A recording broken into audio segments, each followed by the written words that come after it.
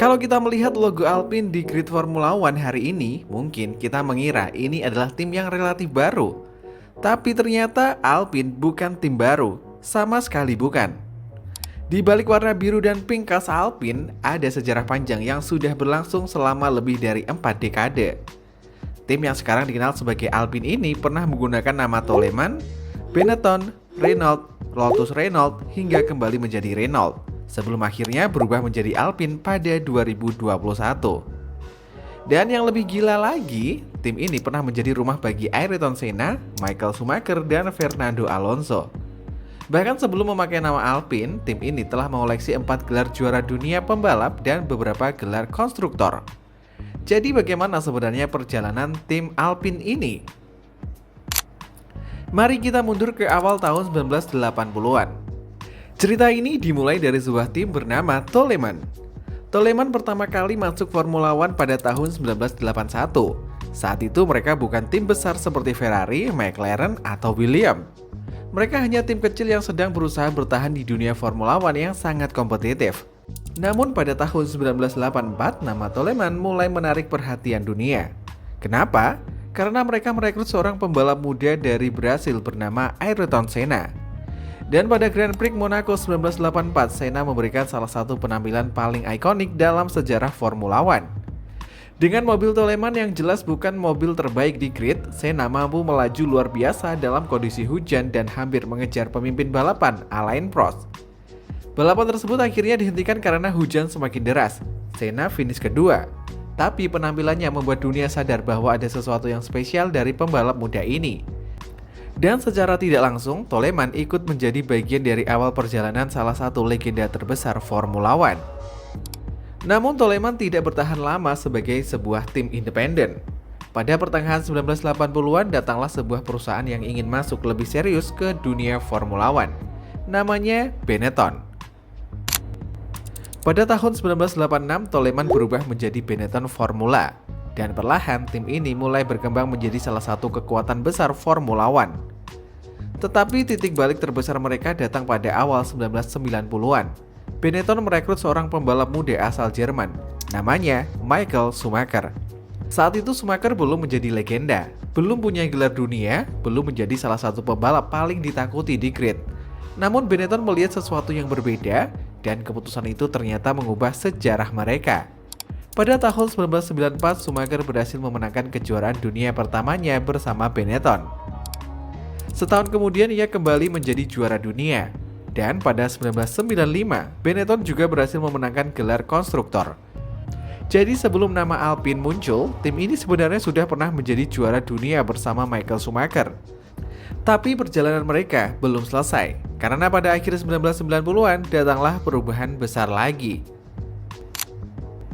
Renault mengambil alih. Renault sebenarnya bukan nama asing di Formula One. Mereka sudah lama terlibat sebagai pemasok mesin dan pernah memiliki tim sendiri. Pada akhir 2001, Renault mengambil alih tim Benetton secara penuh. Mulai musim 2002, nama Renault F1 Team resmi digunakan. Dan beberapa tahun kemudian mereka kembali menjadi kekuatan besar. Kali ini bintangnya bukan Schumacher, melainkan seorang pembalap asal Spanyol, Fernando Alonso. Alonso bergabung dengan Renault dan perlahan menunjukkan bahwa dia memiliki kemampuan untuk melawan dominasi Ferrari dan Michael Schumacher. Kemudian datanglah tahun 2005. Musim itu menjadi salah satu musim paling penting dalam sejarah tim ini. Alonso berhasil mengalahkan Schumacher dan menjadi juara dunia Formula One. Renault juga memenangkan kejuaraan konstruktor, dan yang menarik, Alonso melakukannya ketika usianya baru 24 tahun. Dia menjadi salah satu juara dunia termuda dalam sejarah Formula One saat itu. Tapi Renault belum selesai. Pada 2006 persaingan antara Alonso dan Schumacher kembali terjadi. Sekali lagi Alonso keluar sebagai pemenang. Renault juga kembali memenangkan gelar konstruktor. Artinya tim yang akar sejarahnya berasal dari Toleman ini sudah memiliki era kejayaan bersama dua legenda besar, Michael Schumacher dan Fernando Alonso. Tetapi seperti kebanyakan cerita di Formula One, masa kejayaan tidak berlangsung selamanya. Setelah Alonso meninggalkan Renault, performa tim mulai mengalami naik turun. Renault masih memiliki nama besar, tetapi mereka tidak lagi menjadi kekuatan dominan seperti pada 2005 dan 2006. Bahkan pada akhir 2009, Renault menjual sebagian besar kepemilikan timnya. Kemudian muncul era Lotus Renault GP, nama tim kembali berubah. Setelah itu, mereka kembali menggunakan nama Renault. Dan pada 2016, Renault kembali secara penuh sebagai tim pabrikan. Harapannya jelas membangun kembali kejayaan masa lalu. Namun hasilnya tidak langsung datang. Renault membutuhkan waktu untuk kembali bersaing dengan tim papan atas. Mereka memang berhasil meraih podium dan menunjukkan perkembangan, tetapi gelar juara dunia masih terasa sangat jauh. Sampai akhirnya Renault mengambil keputusan yang cukup mengejutkan. Mereka tidak hanya ingin menjual mesin, mereka ingin membawa merek mobil sport mereka ke Formula One. Nama mereka tersebut adalah Alpine. Mulai musim 2021, Renault F1 Team resmi berganti nama menjadi Alpine F1 Team. Jadi Alpine yang kita lihat sekarang sebenarnya bukan tim yang tiba-tiba muncul dari nol. Mereka adalah evolusi dari tim yang punya sejarah panjang. Toleman menjadi Benetton, Benetton menjadi Renault, dan kemudian Renault berubah menjadi Alpine. Pergantian nama ini juga punya alasan strategis. Renault ingin menjadikan Alpine sebagai merek mobil performa tinggi mereka. Formula One kemudian menjadi panggung global untuk memperkenalkan Alpine kepada dunia. Dan siapa pembalap pertama yang membawa nama Alpine di Formula One? Salah satunya adalah Fernando Alonso. Pembalap yang pernah membawa Renault menjadi juara dunia kembali ke tim yang sama, tetapi kali ini dengan nama Alpine. Bersama Esteban Ocon, Alonso berhasil memberikan kemenangan pertama Alpine di Formula One. Pada Grand Prix Hungaria 2021, Ocon memenangkan balapan, dan kemenangan itu terasa spesial. Karena kalau kita melihat sejarahnya, kemenangan tersebut bukan sekedar kemenangan tim baru. Itu adalah kelanjutan dari perjalanan yang panjang dimulai dari Toleman puluhan tahun sebelumnya. Jadi sebenarnya Alpine itu tim baru? Jawabannya nama Alpine memang baru, tapi tidak timnya. Dan inilah bagian yang sering tidak diketahui oleh penonton baru Formula One.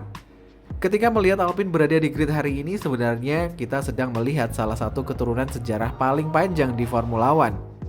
Tim ini pernah menjadi Toleman, pernah menjadi Benetton, pernah menjadi Renault, pernah memenangkan balapan dan kejuaraan dunia.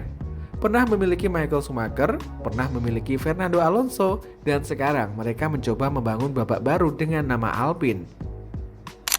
Masalahnya Formula One modern jauh lebih kompetitif. Ferrari punya sejarah, Mercedes punya sumber daya besar, Red Bull punya sistem pengembangan pembalap dan teknologi yang luar biasa. Sementara Alpine harus membuktikan bahwa nama besar dan sejarah panjang saja tidak cukup untuk kembali ke puncak. Karena di Formula One sejarah tidak bisa memenangkan balapan. Yang memenangkan balapan adalah mobil tercepat, strategi terbaik, pembalap terbaik, dan tim yang mampu membuat semuanya bekerja bersama. Dan mungkin itulah pertanyaan terbesar untuk Alpine. Apakah tim yang pernah membawa Schumacher dan Alonso menjadi juara dunia ini masih bisa mengulang kejayaannya?